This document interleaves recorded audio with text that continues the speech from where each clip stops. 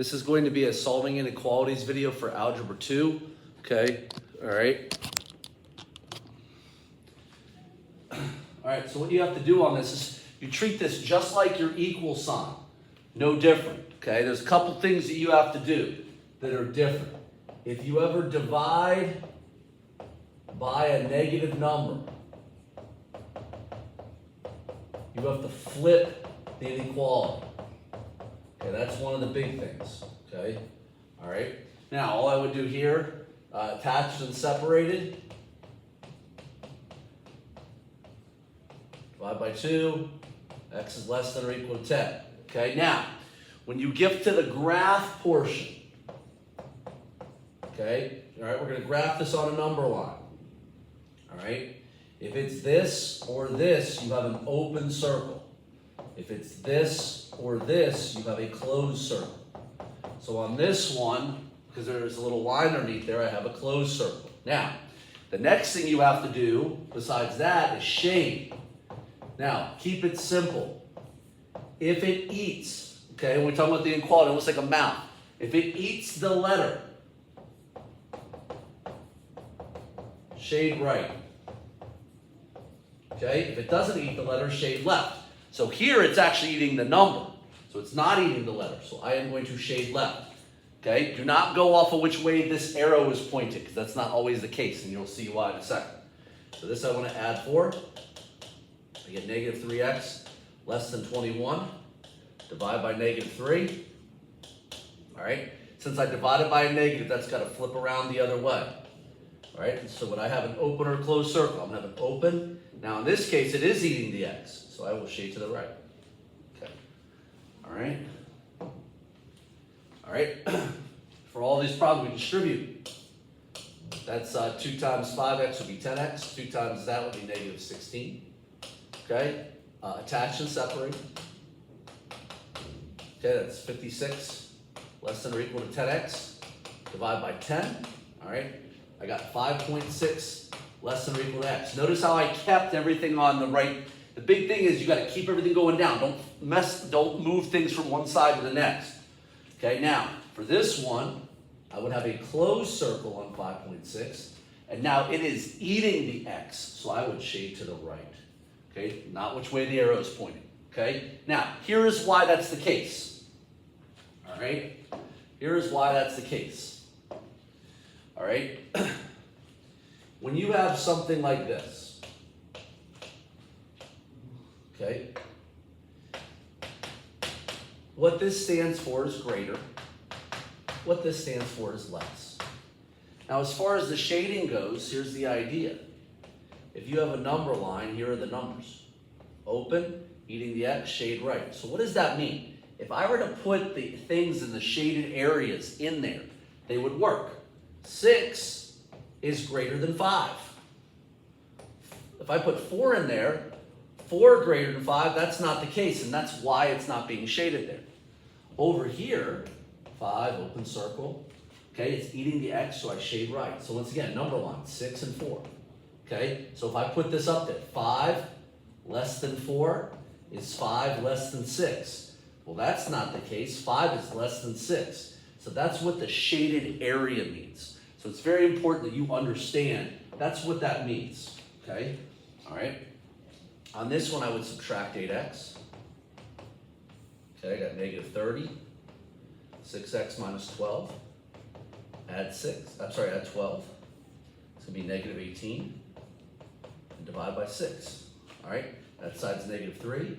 That side is x. I did not flip that inequality because I didn't divide by a negative. There's just a negative there.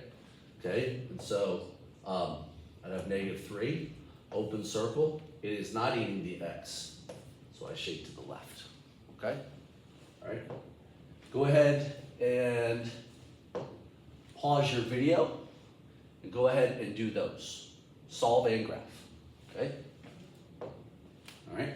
Now this one.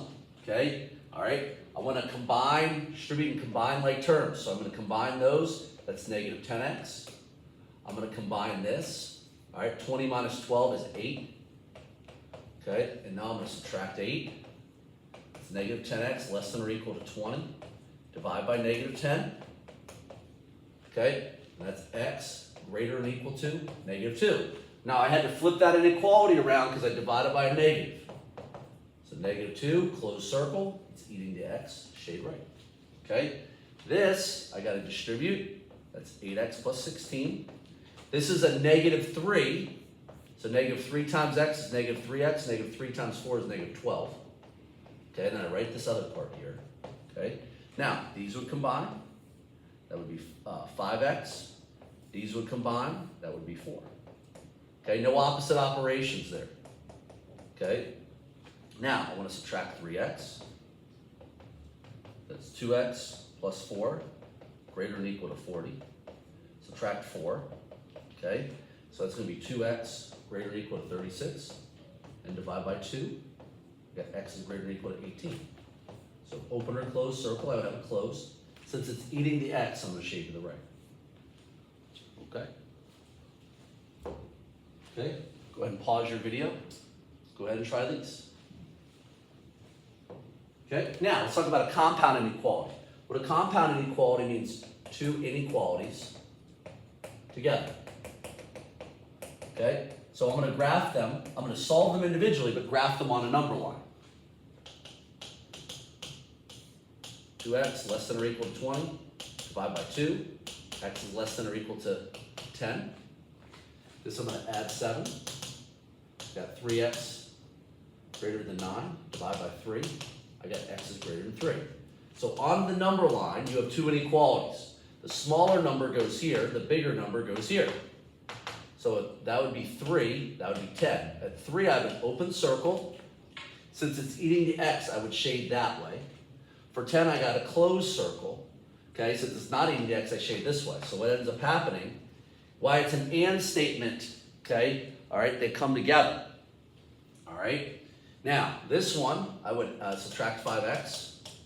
That's -8x, less than or equal to -40.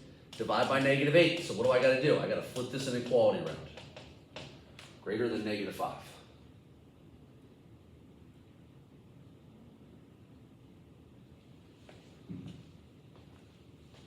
Whoops, I'm sorry, greater than 5. Bad calculation. Hold on. Greater than 5. Okay, this one, I'd subtract 5. That's 7x is less than or equal to 18. Okay, all right. I divide by 7. 18 divided by 7 is 2.5. Okay, all right. So 2.571, sorry. 2.571 would be the smaller number. 5 would be the bigger number, okay? I'd have a closed circle on this, closed circle on this, okay? Now for the 5, that's going left. That's eating the x, so I go to the right. This one's not, so I'm going left. Now this is called an or statement, okay? All right, now or, here's the key thing, and is not as big deal. Or tells you, all right, the solution can go in either graph. And we're going to get into that one in a little bit, okay? But an or basically splits, okay? So go ahead and try and graph those. Okay, now the last ones are thinking questions. Is this a solution? And this is what we're talking about. If I solve this one, okay, 2x greater than or equal to 40, all right, I would divide by 2, x would be greater than or equal to 20, okay? I do 3x less than 15, divide by 3, I got x is less than or equal to 5, okay? Now, on a number line, 5 is smaller than 20. On 20, I'd have a closed circle. It's eating the x, so I would shade this way.